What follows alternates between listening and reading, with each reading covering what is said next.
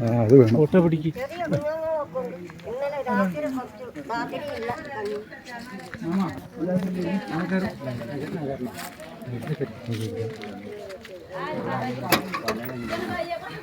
രണ്ട് മണിക്ക് വണ്ടി വെക്കാൻ പറ്റും.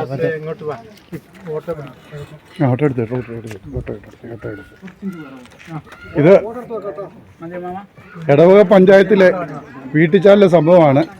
ഒരു ആദിവാസി അമ്മച്ചി മരിച്ചിട്ട് ആംബുലൻസ് സമയത്തിന് കിട്ടാതെ വരാതെ ഓട്ടോയിൽ കൊണ്ടുവരുന്ന ഒരു ഗതികേടാണ് കണ്ടുകൊണ്ടിരിക്കുന്നത് കേട്ടോ. കണ്ടോ? ഓക്കെ ഓക്കെ, അത് നീക്കൂ.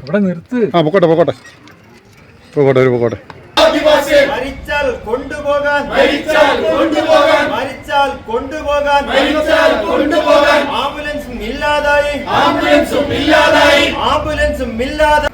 അങ്ങനെ ഒരു ഹള്ളി ഏരിയ ഒന്നല്ല, ഇതൊക്കെ ഒരു ടൗൺ ഏരിയ. നമുക്ക് ഏതെങ്കിലും ഉൾനാട്ടിലേക്ക് ബോഡി ഉണ്ടാകുന്ന ആംബുലൻസ് വിട്ടുകൊടുക്കാൻ നമുക്ക് കറക്റ്റ് സമയത്ത് പറ്റുന്നില്ല. പിന്നെ എന്ത് ചെയ്യുന്നു? 17-ാം വാർഡിലെ 4 സെന്റ് കോളനിയിലെ ഒരു ST വിഭാഗത്തിൽപ്പെട്ട 80 വയസ്സ് പ്രായമുള്ള ഒരു സ്ത്രീ ഇന്നലെ വൈകുന്നേരം 7:30 മണിക്ക് മരണപ്പെട്ടതാണ്.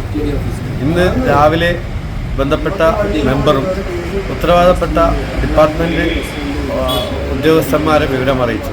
പക്ഷേ ഇന്ന് ഉച്ചയ്ക്ക് 2 മണി വരെ ആംബുലൻസിന് വേണ്ടി കാത്തിരുന്നിട്ട് ആംബുലൻസ് എത്തിയില്ല. അതിനുശേഷം 4 മണി വരെ വീണ്ടും 10 മിനിറ്റ് കൊണ്ട് വാഹനം എത്തുമെന്ന് പറഞ്ഞ് 2 മണിക്ക് ശേഷം 4 മണി വരെ സമയം കൊടുത്തിട്ടും അതുവരെ വാഹനമൊന്നും എത്തിയില്ല, ആംബുലൻസ് എത്തിയില്ല. അവസാനം മറവ് ചെയ്യാനുള്ള സമയമായപ്പോൾ ഒരു ഓട്ടോറിക്ഷയിൽ ബോഡി കൊണ്ടുപോകേണ്ട അവസ്ഥയാണ് ആ കോളനി നിവാസികൾക്കുണ്ടായത്.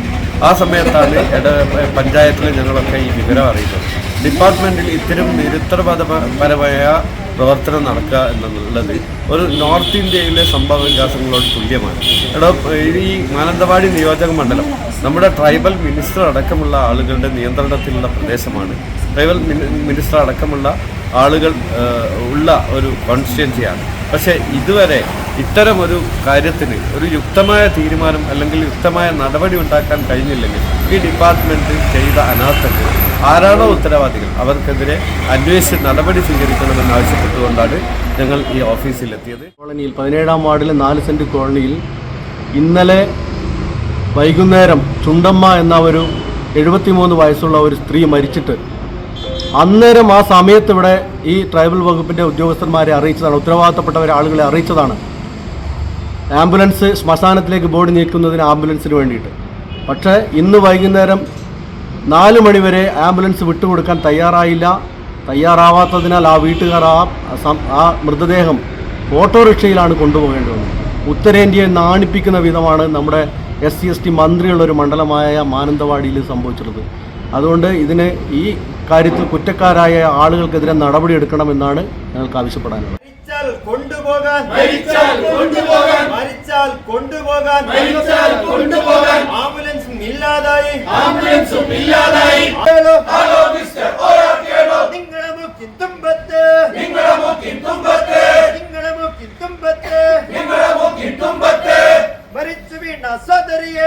വയനാട് വിഷൻ വാർത്തകളും വിശേഷങ്ങളും അറിയാൻ തത്സമയ ദൃശ്യങ്ങൾ കാണാൻ വയനാട് വിഷൻ ഫേസ്ബുക്ക് ഫോളോ ചെയ്യുക. Wayanad vision YouTube channel subscribe ചെയ്യുക.